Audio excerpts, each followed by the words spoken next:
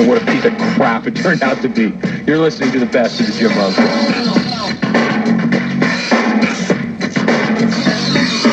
I think most of you know my take on the left turn only circuit. I'm really not down with NASCAR at all. If they mixed in the occasional right turn, I might be. But it is America's fastest growing sport. However, I will give you this, and this is going to jeopardize my most every NASCAR take.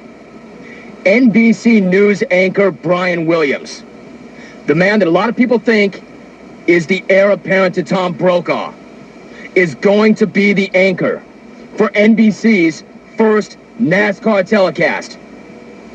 That is not only rocking my world, that is ruining my world. I respect this guy. This guy is one of the more intelligent people on television. Brian Williams is going to anchor a NASCAR telecast. What the hell is next? Ted Koppel hosting Monday Night Nitro?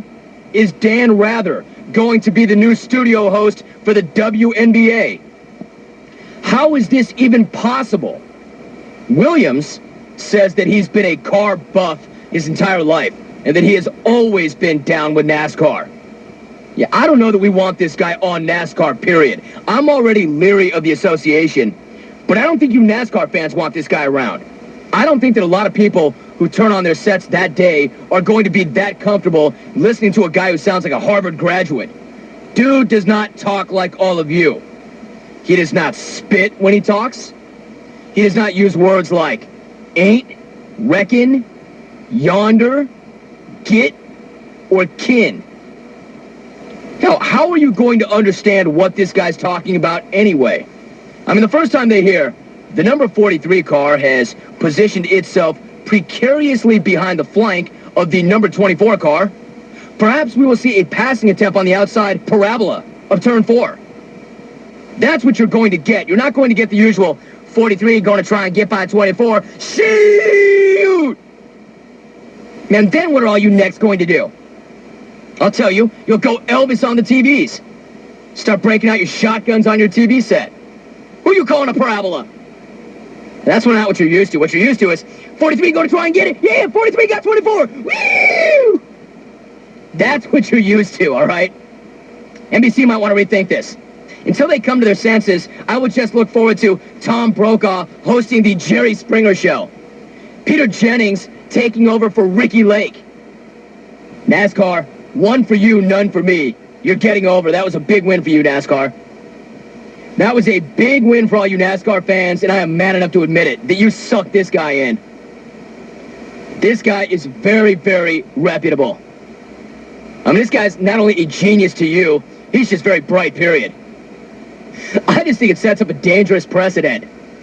I mean, what's next? When American Gladiators wants to replace Mike Adamle, I know they're going to go right to Ted Turner and say, we don't care what it costs, we want Bernard Shaw. This is my biggest concern. It sets a very dangerous precedent. I just know that Mike Wallace is going to show up on WCW one night. This is not good. I reckon you next win this battle. And not only that, what if it goes back the other way? What if they get one of those guys from, like, TNN? I don't even know any of them by name. But what if those guys from TNN shows up on NBC Nightly News one night? Imagine the stories then. Be like a bad Saturday Night Live skit. We done got us the war in Kosovo. I reckon there's going to be some dead folk. This is all bad. All the way around it. Hey, Jim, how about a AmeriCorps-only race series? You could be Grand Marshal. That's somebody who listens to the program.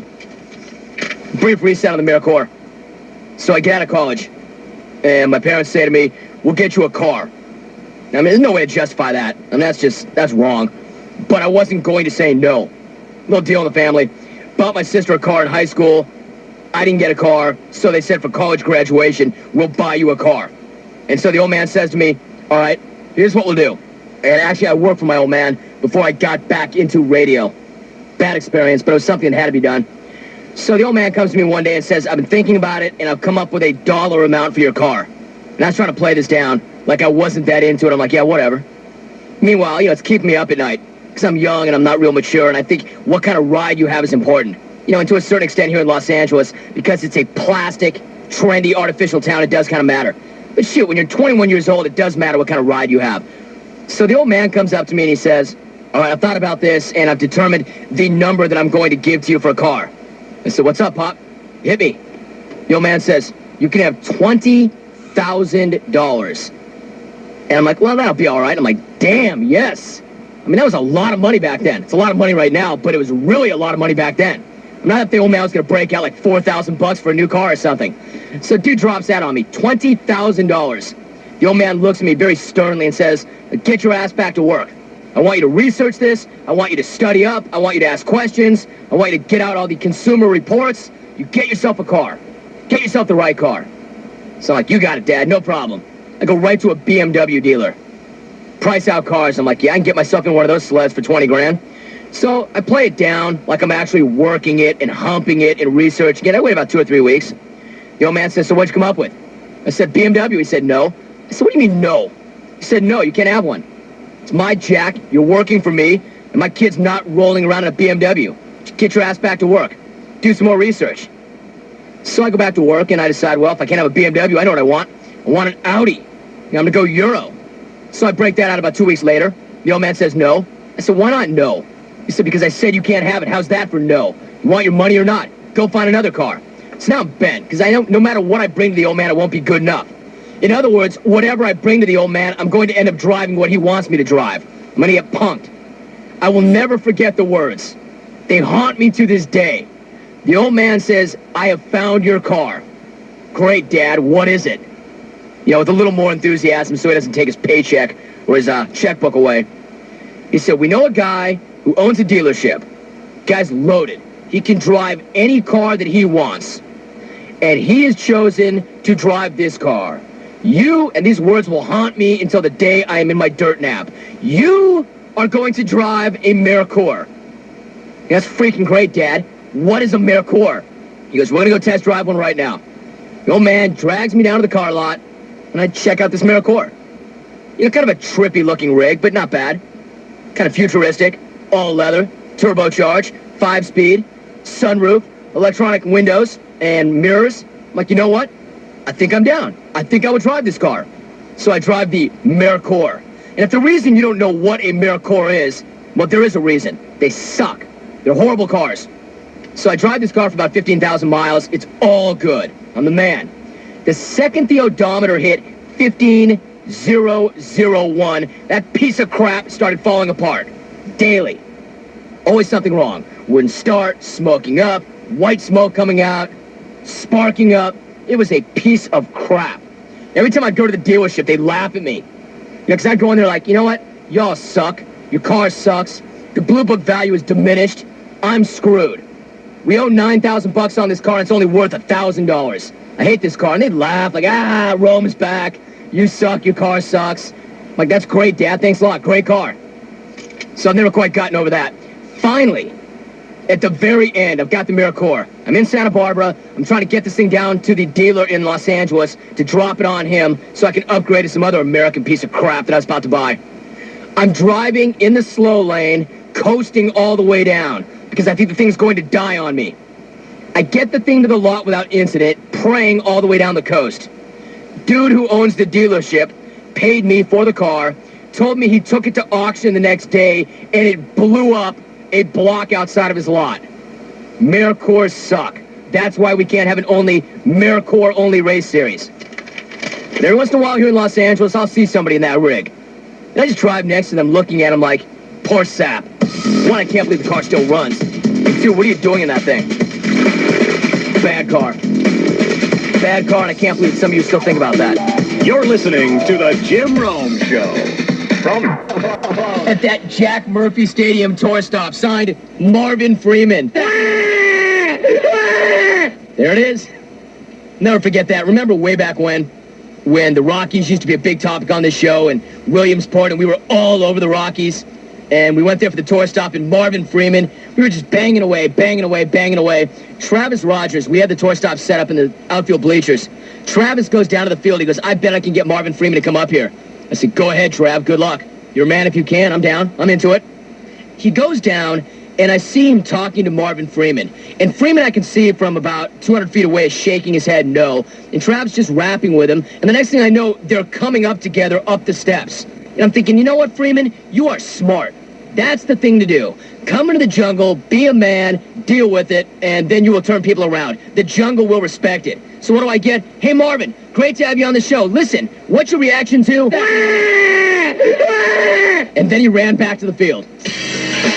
That was a great interview. Here, Jim, can I borrow $88? My husband took away my ATM card.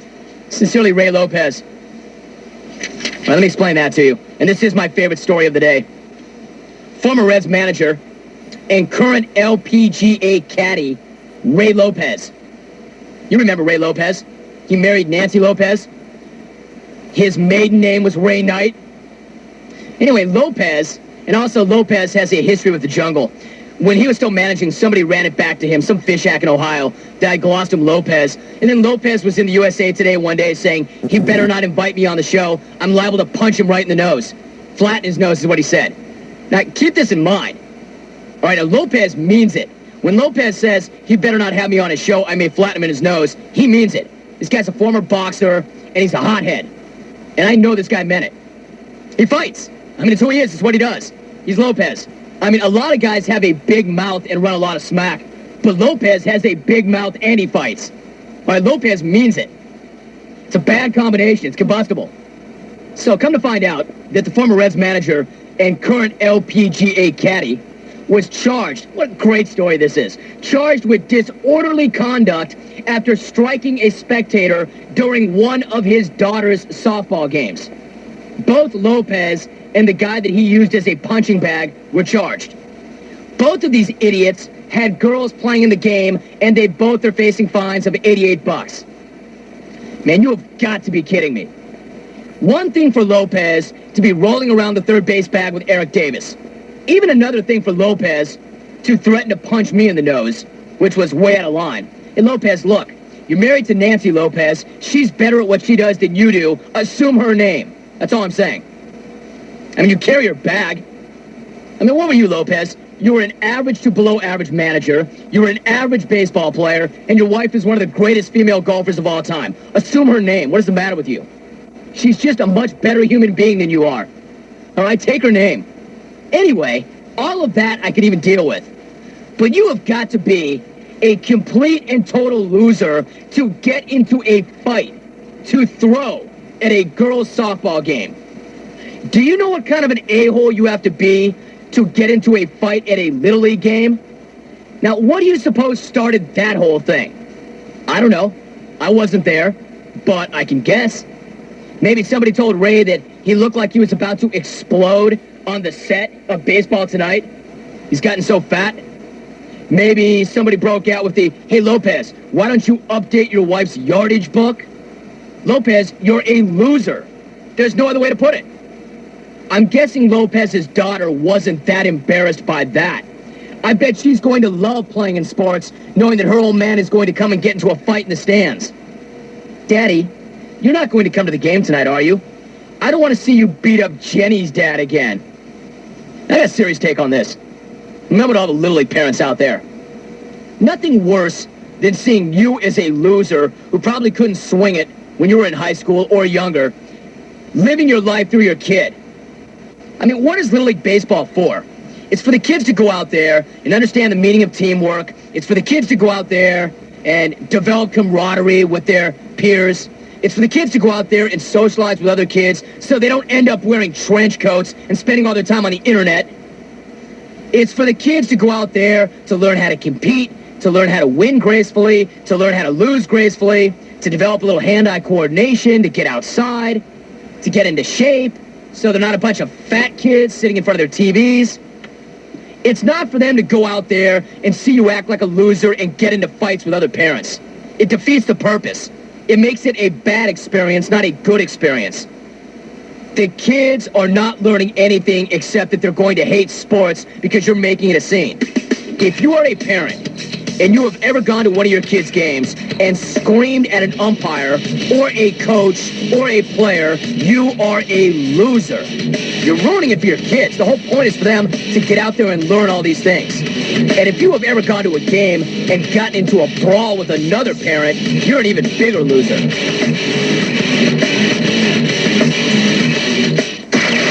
Inside the office. Hear about one guy or another having some sort of addiction, but Greg Anthony has a caffeine/coffee addiction. Dude makes some heinous concoction of coffee before NBA games, and apparently not even just before the game, but dude is slamming cups of Joe as the game is in progress.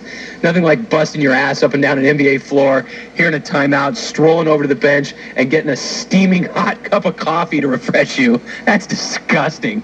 Also, Fernando Tatis hit 2 grand slams in 1 inning. That will go right up there with Johnny Vandermeer having back-to-back no-hitters. Nobody will ever break that record.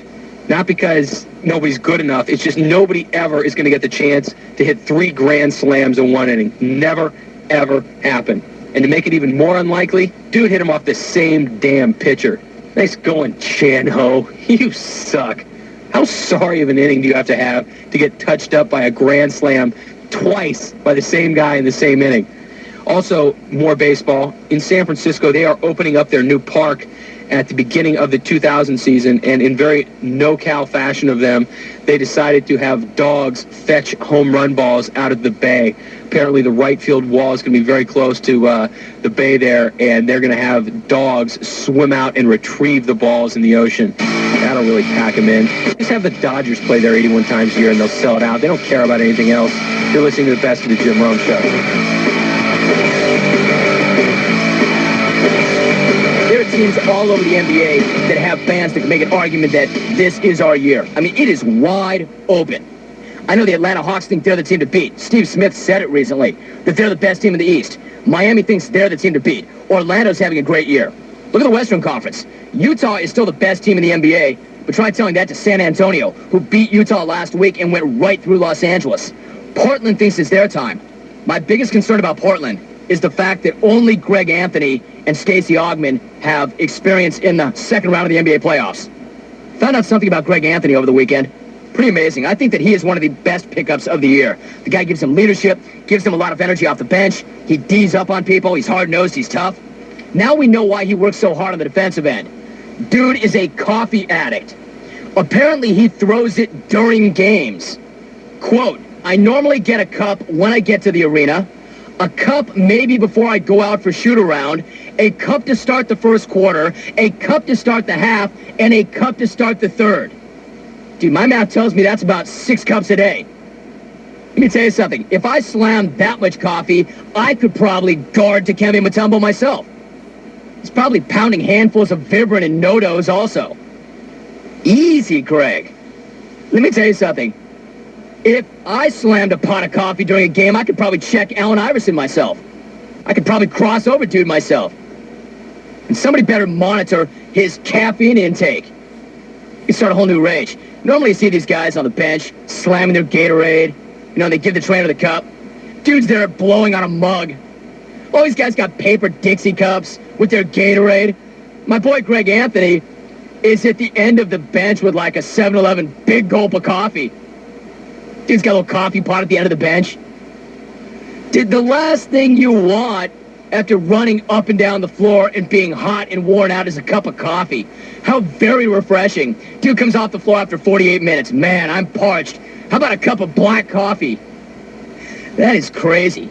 Man, I'm afraid I'm going to see him at the end of the bench with a big mug and a cigarette. The guy gives him 14 quality minutes off the bench, comes back to the bench with a standing ovation, locked up the opponent's point guard. The guy's sweating profusely, comes to the bench. They don't give him a cup of Gatorade and a towel. They give him a mug and a cigarette, and they sit him down.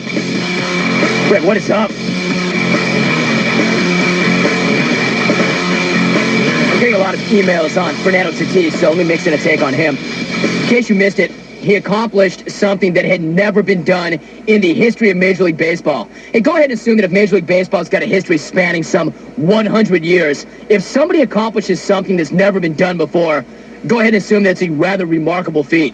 And this is that. Tatis hit 2 grand slams in 1 inning. You heard me correctly. 2 grand slams in 1 inning. The man had 8 runs batted in the second inning of a Cardinal win over LA over the weekend. Needless to say, it was a one-sided win. If you hit 2 grand slams in a game, much less of an inning, it is going to be a one-sided win. I mean, I can't even find the words to describe that. How amazing is that? The man hit 2 grand slams in a single inning. It's never been done in more than 100 years of Major League Baseball. And quite frankly, I am of the opinion that it will be another 100 years before that happens ever again. I'd go ahead and put that right up there with Johnny Vandermeer's record of consecutive no-hitters. Maybe somehow, some way, somebody finds a way to tie that record, but it's not going to be broken. Baseball's 2 unbreakable records. Fernando Tatis, because nobody's going to hit 3 grand slams in 1 inning, and Johnny Vandermeer, because nobody is going to go back-to-back-to-back no-nos. To tell you the truth, I'm not really sure what I'm more impressed with. Fernando Tatis hitting 2 grand slams in 1 inning, or Chan Ho Park giving up both of the grand slams in 1 inning. You would think that after he gave up the first blast, he would have just signaled to the dugout to get himself taken out of the game. But they wanted to leave him out there. I'll tell you what else. Even if they had to leave him out there, considering, and Chan Ho Park to me is not the toughest guy mentally who ever lived, all right? I would never put that guy in that position.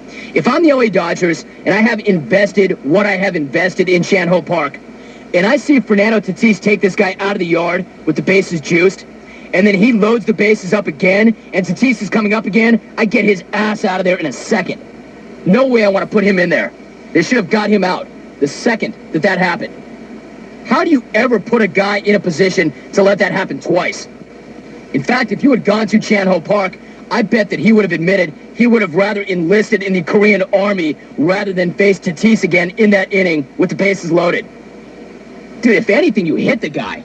If anything, you walk the guy. I would have intentionally walked him myself, just 4 wide ones. Don't even let that guy take the bat off his shoulder. Nice work, Chan Ho. You know what the Dodgers should have done after that? They should have cut his gear up and given him a disco outfit. Should have given him the rookie treatment all over again. And Chan Ho's lucky his South Korean Army gear wasn't in his locker instead of his disco outfit. How on earth do you get touched up twice in 1 inning for a grand slam? Let alone a guy with Chan Ho Park stuff. That is amazing. Davey, you got to get that guy out of there. We're talking about Chan Ho Park. The only guy more likely to give up that second bomb is Ishmael Valdez. You know he would have. Ishmael probably would have been hanging from a shower rod even before it happened. See, Ishmael's smart. Ishmael would have faked an injury before Tatis got up again. He would have come off clutching his hammy or something. Guarantee it.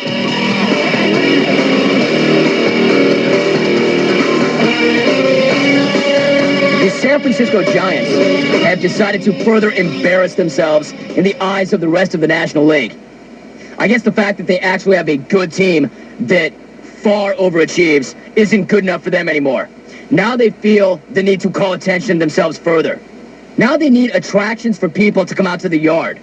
I guess the team itself is not a good enough reason to go out there and buy a ducat to a Frisco Giant game.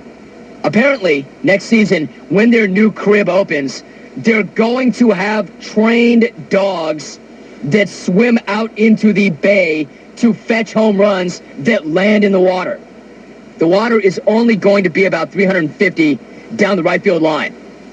Meanwhile, the geniuses that thought this whole thing up are already running their stupid jokes. Quote, one highlight will be the 7th inning fetch.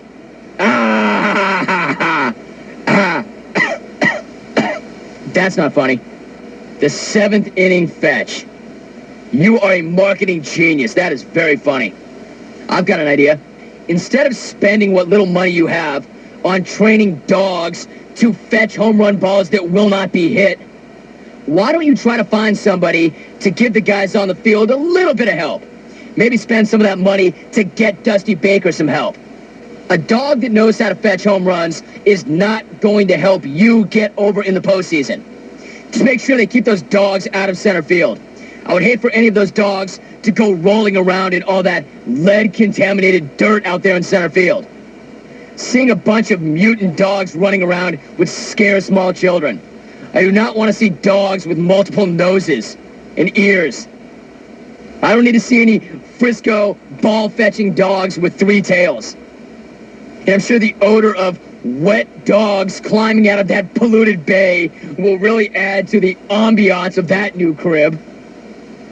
Only in NoCal. Ball-fetching dogs. Ball-fetching dogs are still better than non-speaking mimes. I got an idea. Maybe it's just me. I know that everybody's caught up in this. We want you to have the complete experience. Let me tell you something. Baseball is a good game that stands on its own merit. That is all I need. Something that I don't need to see at baseball games would include mimes, teenage coitus night, and ball-fetching dogs. Baseball is good enough for me, thank you. You're listening to The Jim Rome Show. When Jim Rome's out. Hey, clones, Jim Rome here. Now, you know I pimp all that is good, including MindSpring, the official internet service provider for the jungle. By now, you also know you need to be bumping around the internet. How else can you clones gamble away your welfare checks and view porn for all hours of the day? Check to see that your stock portfolios are diversified and keep abreast of ongoing developments in the Middle East. Yeah, right. 2 big league ball players for the Pittsburgh Pirates, Turner Ward and Jason Schmidt, got busted for shining a laser pointer in the batter's eyes during a big league game. Apparently these 2 yahoos would sit in the dugout with those pointers that you can buy at specialty stores and were trying to burn out Tony Gwynn's retinas or something. I have no idea why those guys thought that would be acceptable, but Major League Baseball caught on and blew both of those guys out for a few games. Dude, they're lucky they didn't blind somebody with those things. What a bunch of jerk-offs. There's another thing that's 4th grade. Put that up there with Mr. Ass is shining a laser beam into somebody else's eyeballs. Nice going, fellas. Also, very recently we added email to this show. We used to just do telephone calls and faxes, and we joined the late 20th century with an email account over the last few months. The first day we gave the email address, the response was absolutely overwhelming. Talk a little bit about that. And finally, what would a best of show be? Quite frankly, what would a regular show be without some OJ resets? Here is the OJ insert your own verb, noun, and adjective Mad Lib take of the day. You're listening to the best of the Jim Rome Show. But mostly, you're more passive about it. You listen, you think about it, you talk to your friends about it, you go home. Did you listen to The Jungle today? Did you hear what Rome said? And that's how you react. But not anymore. Now that the email is now a part of the program, and it's only been a part of the program for 2 days, what's happening is, since I broke out with the laser pointer fax, we have had dozens and dozens of pointer reacts. What's happening is, and I envision this, I've got a nation of people at work sitting over their PCs, listening to the program, locked and loaded, hands on the keyboard, ready to react. And that's what's happening.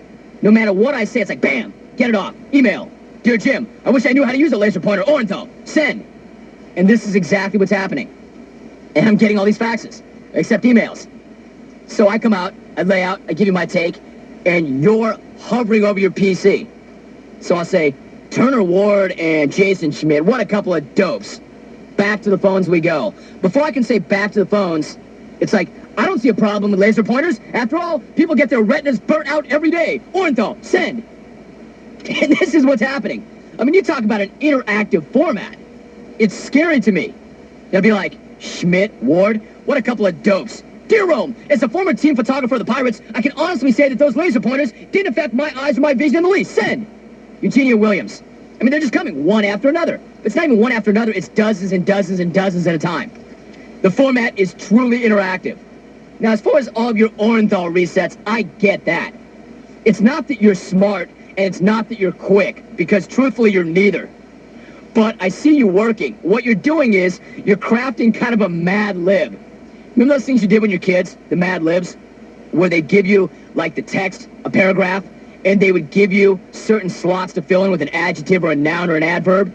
You've done this with Orenthal. You have your little Orenthal Mad Libs, and then if I have a topic relating to a dog fetching a baseball or a laser pointer or a mime, you just drop those in and you send them off. You have your Orenthal Mad Lib, and you're like, oh, laser pointer, send. That's all the Orenthal resets are. Clones have your framework. You got your foundation. You have your Orenthal Mad Libs. I am largely unimpressed. The clones are really classic. You really are.